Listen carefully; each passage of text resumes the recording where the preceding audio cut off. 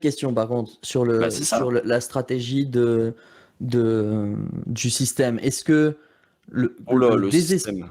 est-ce que le désespoir n'est pas une stratégie de mettre le désespoir chez les gens n'est pas une stratégie qui permet de gagner pour les bien dominants. Sûr. Si, bien sûr. Dominants. Oui, bien sûr. Oui, mais j'ai pas le sentiment d'avoir fait une campagne qui a amené les gens au désespoir. Genre, ça y est, c'est Don't Look Up. Quand t'as dit les fascistes arrivent à la fin de... ça par contre, il me semble que je me plante pas quand je dis ça. Bah si, parce que le fascisme n'a pas arrivé. Ah bon? Bah oui, puisqu'on va le combattre. On n'a jamais eu 89 fascistes à l'Assemblée. Enfin, je sais pas dans quelle ville vous vivez, mais moi, j'ai jamais vu de fascistes le bras levé dans mes rues pendant une semaine suite à l'affaire Lola, là, comme je vois maintenant. Dire de toute façon c'est inévitable, etc. Enfin, il y a plein de gens qui disent ça. Genre. J'ai pas dit c'est inévitable. Ça va arriver, en effet, mais c'est pas je suis matérialiste, je suis marxiste, je vois l'état des forces en présence. Ça va arriver, mais c'est pas... Donc ça va peut-être pas arriver, finalement, si c'est pas inévitable. En fait, même si Mélenchon était arrivé au pouvoir, il serait arrivé au pouvoir avec une extrême droite plus forte que jamais, en fait. Donc, en fait, est-ce que tu penses que forcément l'extrême droite va gagner un moment en France? Non, mais moi, non, au contraire, moi, je suis plutôt de ceux qui essaient de rassurer les gens autour de moi en leur disant, les gens, l'histoire, elle n'est pas écrite d'avance, etc. Ceci dit, il faut prendre en compte des grosses tendances qui sont là. Et comme je disais, moi je suis militant depuis le début des années 2000, j'ai jamais vu les fascistes aussi à l'aise. Voilà, faut le prendre en compte ça, on peut pas faire les naïfs et... Qu'est-ce que tu penses des prophéties autoréalisatrices? Lesquelles? Le concept de prophétie autoréalisatrice. Oui, ça existe, ça s'appelle l'aspect performatif du langage, si tu veux, oui. Enfin, moi, quand je dis il y a des fachos partout, c'est pas parce que moi je dis il y a des fachos partout qu'il y a des fachos partout. Je fais un constat, faut le dire. Est-ce que tu crois pas qu'il y a un levier qui peut être utilisé là-dessus? Utilisé par qui? Circonstancier un petit peu tes questions, parce que si c'est pour dire, Usul, c'est à force que tu dises qu'il y a des fachos partout, il y a des fachos partout, ça me paraît un peu léger. Non, par exemple, est-ce que il y a quand même des acteurs qui ont beaucoup plus de poids que moi sur le débat public, que ce soit la rédaction de BFM TV, celle de France Télévisions, celle de Bolloré, ou que sais-je encore. Il y a des dynamiques qui sont quand même plus puissantes que moi et que je peux voir arriver. Et même si je disais, non, il n'y a pas de facho, il n'y a pas de problème, Jean-Luc va passer, il n'y a aucun souci. Ça participe à une influence. Enfin, de savoir qu'il y a des acteurs plus puissants autour de nous ne remet pas en question le poids de nos actions.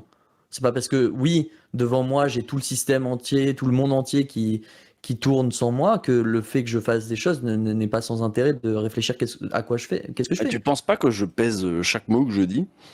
Non, justement, du coup, c'est pour ça que cet argument, je pense, c'est pour ça que je te demande sur les si tu me parles de l'extrême droite, non, c'est pas que sur l'extrême droite, c'est par exemple l'arrivée, genre, est-ce que la gauche peut gagner ou pas? Tu vois, moi j'y croyais que la gauche pouvait gagner. Je sais pas, nous on avait vu une interview où tu disais non, la gauche peut pas gagner, ça va être impossible. Après, moi j'ai mes moments de haut et de bas. En fait, c'est indexé sur ce que je pense profondément. Donc j'ai des moments de up, j'ai des moments de down. Je suis un commentateur du débat public avec son affect, ses affects, et ses moments de désespoir et ses moments d'enthousiasme. Pour autant, je sais très bien que ma responsabilité, elle est dans mettre en valeur mes moments d'enthousiasme. Pour autant, de temps en temps, je suis aussi titillé par des affects qui me disent « Sois sincère avec ce que tu vois venir profondément et qui t'angoisse. Dis-le. » Parce que... même si c'est une angoisse qui est construite et entretenue par les médias mainstream pour nous faire doomer. Non, l'angoisse de la montée de l'extrême droite... Non, l'angoisse que la gauche pouvait pas gagner, que Mélenchon pouvait pas gagner en 2022. Celle-là, j'ai essayé de la modérer et de la taire chez moi. Pourtant, ok, d'accord. On a vu une interview, sur une petite chaîne là où t'avais dit c'est mort en 2022. Ça va être une catastrophe cette campagne. Est-ce que j'avais tort? Non mais j'avais tort. Bah ouais. Ah ouais, non, j'avais pas tort. C'est juste que vous me dites, en fait, si j'avais dit autre chose dans cette interview, la gauche serait passée au pouvoir. Non. Non, attends, c'est pas... Attends, non, juste, là, il y a un petit biais, enfin, il y a une sorte de sophisme. Il faut pas que quelque chose permette de passer au pouvoir, pour que ce soit quelque chose enfin, il faut pas que un conseil ou un désaccord, etc., il faut pas qu'il permette de gagner les élections à 100% pour qu'il soit valide ou non. Tu vois ce que je veux dire? Non. C'est pas parce que... Tant que ça augmente nos chances, il faut le faire. Même si c'est pas techniquement... C'est pas parce que ça c'est sûr qu'on va gagner maintenant en faisant ça, genre. Ouais. Si chacune des personnes se disait... Moi, je pense que ça aurait augmenté nos chances de gagner si les gens à gauche n'avaient pas publiquement prédit la gauche va perdre, l'élection, ça va être nul. On connaît les rapports de force. On est 30. Mais juste, je pense qu'on aurait eu plus de chances de gagner. Je pense qu'on aurait eu plus de chances de gagner. Mais du coup, c'est pas juste sur toi. Hein. Toi, justement, les OLG, non, là, c'était ouvrir l'Élysée à ce moment-là. C'était franchement cool de les avoir pendant la campagne et tout, parce qu'il y a des influenceurs tellement perturbés par cet effet-là de on n'a aucune chance. Le dooming absolu. Le dooming absolu qu'ils n'ont pas publié pendant toute la campagne présidentielle. Non, c'est pas toi, juste. Je te parle, c'est un effet. C'est des tendances à gauche. Je te parle d'un effet de tendance, justement, pour substanter un peu mon propos. Où carrément, il y a des gens qui ont tellement été atteints par ce sentiment de dooming qui n'ont pas fait une seule vidéo sur leur chaîne, alors que c'était des gros influenceurs, ou alors qui ont fait... Genre Demos Kratos, par exemple. Très peu de vidéos. Il l'a pas fait, lui. Non. Il n'y a eu rien pendant toute la campagne. Une vidéo à la toute fin. Il y a eu une vidéo à la toute fin. Ozon Causé, je sais plus s'il a fait des trucs. Ozon Causé, il a juste sorti 2-3 vidéos qu'il avait déjà créées auparavant. En ce qui concerne mon cas, soyez aimable de considérer. Ah oui, bien sûr. Au-delà des OLG, ce que je disais dans les lives, ce que je disais chez Backseat, etc. Enfin, j'étais un soutien affiché depuis des semaines de Mélenchon, plus que de toute autre candidature à gauche.